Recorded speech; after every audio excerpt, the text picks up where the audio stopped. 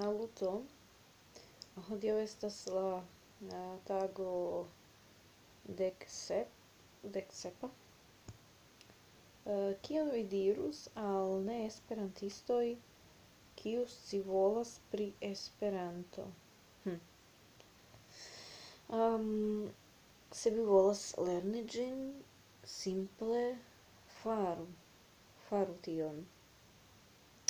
Esperanto ne estas malfacila lingvo, kaj ĝi povus helpi vin kun aliajn lingvojn, kiel la francan, la hispanan, aliajn lingvojn.